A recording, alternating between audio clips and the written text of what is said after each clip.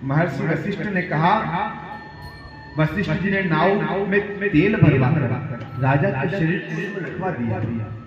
उनको लगा कि दोनों भाई राम लक्ष्मण वन में चले गए और भरत लक्ष्मण ननिहाल, भरत और शत्रुघ्न ननिहाल में है, तो अब इस समय जो उचित था, उन्होंने कहा नाव में तेल भरवा दो और उसमें महाराज का शरीर रख दो और तुरंत जाओ भरत को यहाँ बुला कर ले आओ, दौड़ कर जाओ, दूतों से बोला दौड़ कर जाओ, भरत जी को और शत्रुघ्न जी को यहाँ लेकर आओ, परंतु याद रखना उनको ये मत बताना कि अयोध्या में क्या हो रहा है।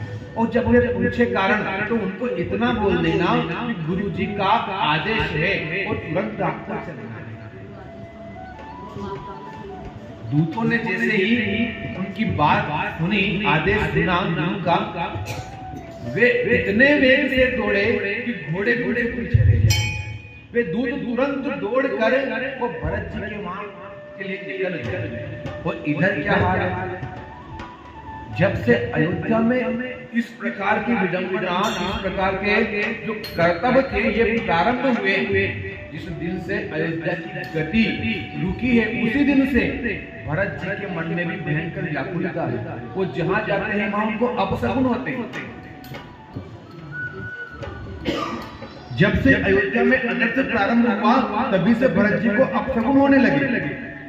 वे रात को भयंकर स्वप्न देखते हैं।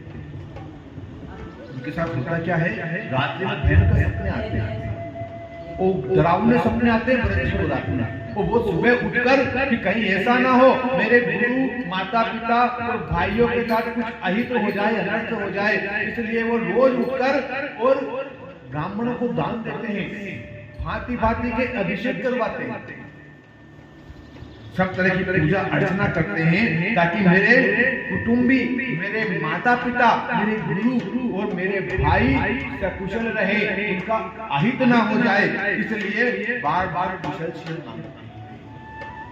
भरत जिस प्रकार मन में चिंता कर रहे थे,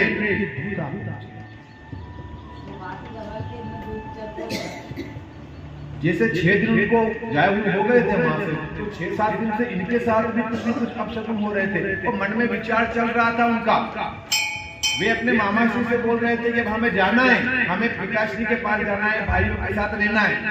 उनके मन में बार बार कुछ ऐसी बातें आ रही थी जिससे उनको अनहोनी होने की शंका हो रही थी।